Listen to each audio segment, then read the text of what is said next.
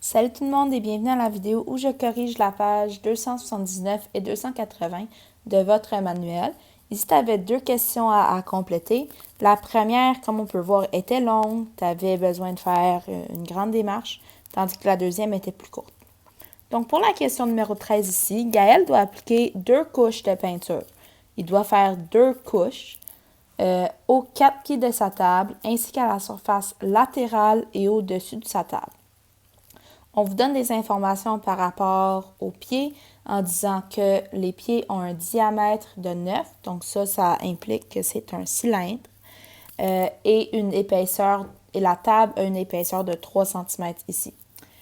On sait qu'un pot de peinture couvre 8 mètres carrés, donc on aimerait savoir combien de pots Gaël a-t-il besoin. Donc, comme toujours ici, je me suis fait un petit plan. Donc ici, comme c'est écrit dans la question, je veux calculer le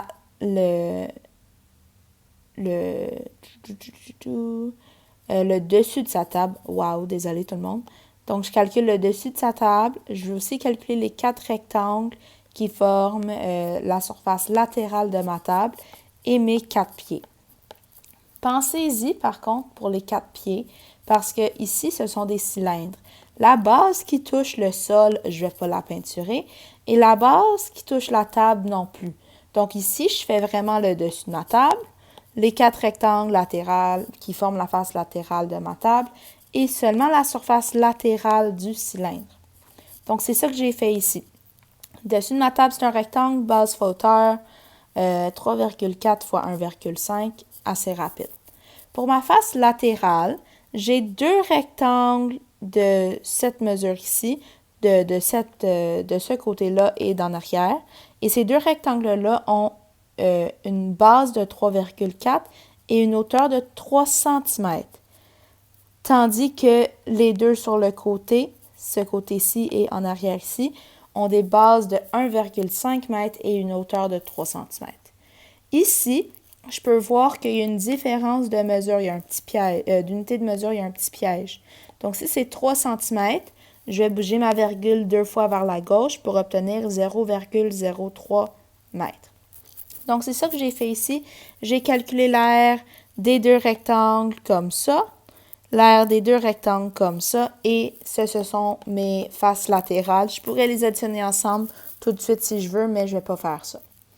Je vais le faire à la fin. Par la suite, pour les cylindres, ici, on calcule l'aire latérale d'un cylindre. Donc, je vous rappelle la formule 2 fois pi fois le rayon fois la hauteur. Ici, dans la question, on donnait un diamètre de 9 cm.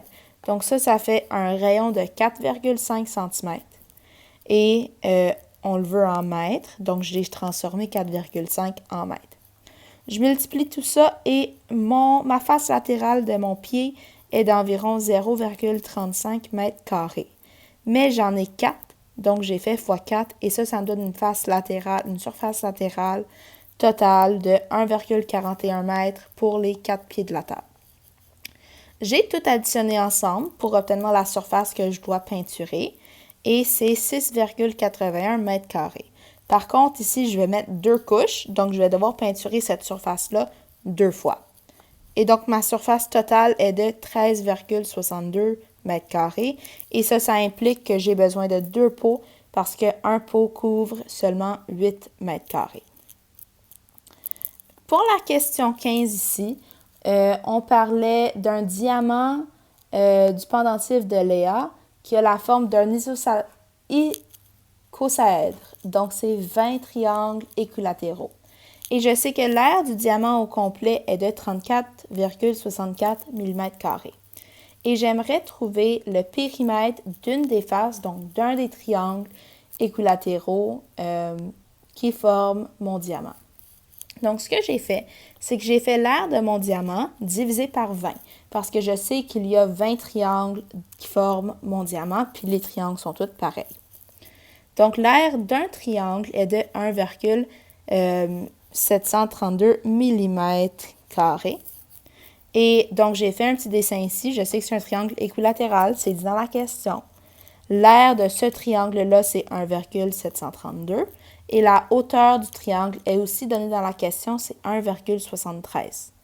Donc, ce que j'ai fait, c'est que j'ai utilisé la formule d'aire d'un triangle pour être en mesure de trouver un de ses côtés. Et puisque les trois côtés sont pareils, je vais être capable de trouver le périmètre assez facilement. Donc, j'ai remplacé mon A par 1,732. J'ai remplacé ma hauteur par 1,73. Par la suite, je peux voir que c'est divisé par 2 ici, donc je vais devoir transformer le côté de gauche et le mettre sur 2 aussi. Donc, il est maintenant sur 1. Donc, j'ai fait x2 des deux bords pour être capable de faire ça. Par la suite, j'ai enlevé le divisé par 2 parce que j'ai divisé par 2 des deux côtés. Et pour terminer, pour trouver mon B, je vais diviser par 1,73 des deux bords et ça me donne qu'un côté du triangle mesure 2 mm. Et donc, si c'est un triangle équilatéral et les trois côtés sont isométriques, je vais faire 3 fois 2 qui me donne un périmètre de 6 mm pour ce triangle. Donc, c'est tout pour ça, tout le monde. Je sais que la question 15 était un petit peu plus facile que la question 13, mais continuez à pratiquer, ça va. Vous allez vous améliorer, j'en suis certaine. Donc, passez une belle fin de journée, tout le monde. On se revoit bientôt.